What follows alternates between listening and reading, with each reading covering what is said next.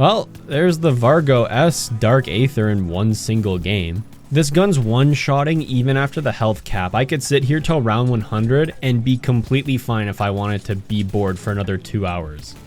I started camo grinding again. I'm gonna do the 16 or 17 weapons that I didn't touch after I initially unlocked Dark Aether. I have every single melee weapon in the game, which shouldn't be too hard on paper, but I have every DLC weapon except the Vargo and the Gorenko. And I have to do most of the assault rifles too, since I unlocked Dark Aether when you could skip an entire category. For what it's worth, camo-wise, Shino Numa is the best map for grinding. There's no point in playing Duran Fun or Terramala D's nuts.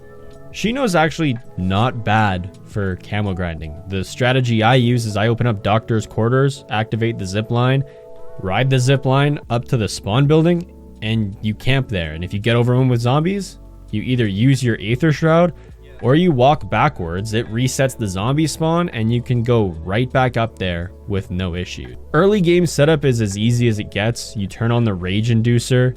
I'll go to Pack-a-Punch and get my gun that I want to get the camo on to tier 1. And in between Pack-a-Punch tier 1 and tier 2, I'll fully upgrade Quick Revive and Jug. Once I have those two upgraded, then I'll Pack-a-Punch for a second time. And in between my second and third Pack-a-Punch, I'll max out the other 3 perks. In the meantime, I'll use Sacrificial Hearts to upgrade the field upgrade to max, and I'll wait for good covenants that really won't start spawning until a little bit later, so you shouldn't even be buying covenants until round 20 if you're going for camos. And I'll build the Wonder Waff for boss zombies after you finish the camos. Of course, when the big machine gun guys spawn in, you're gonna want to kill 20 of them for the camo, but Zabellas are really annoying on high round, and since they actually removed the immune feature on them, you can kill them by shooting them 3 times with the Waff, which is all I use it for.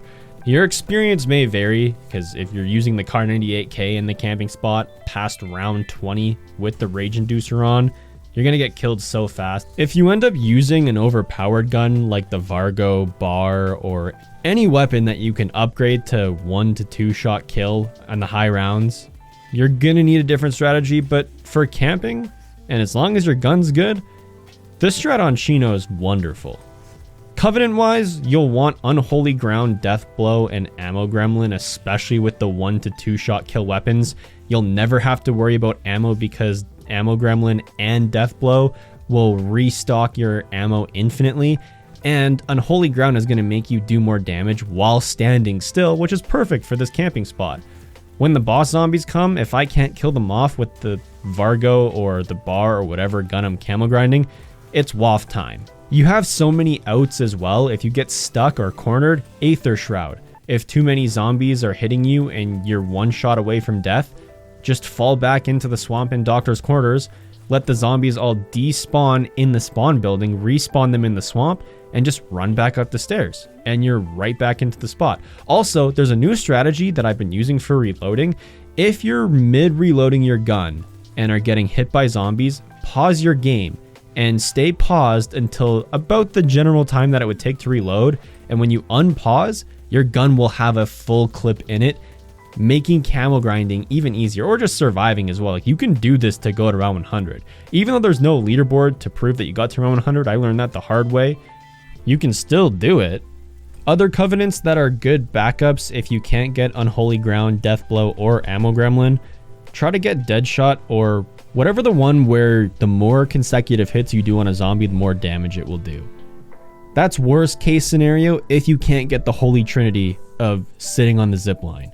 Play around with a bunch of the other weapons as well that you think would be good for this strategy. Attachment wise, it's straightforward. Recoil booster, Carver foregrip, a barrel that increases fire rate, and if that's not an option, then accuracy. Your magazine and ammo type should always focus on damage, and second, ammo capacity. Doesn't matter about the optic, your stock should always be removed for movement speed.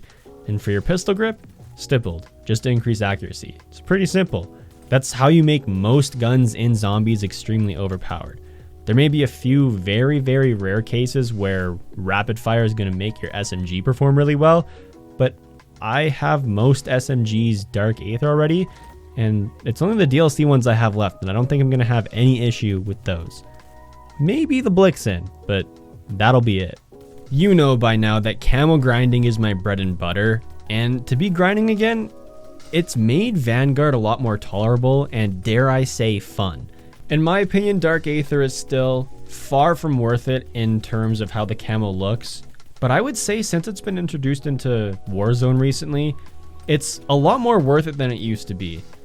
Reason being is most people in Warzone, they have Dark Aether from Cold War, and DM Ultra and Damascus and all these other mastery camos, even Atomic if they played Vanguard.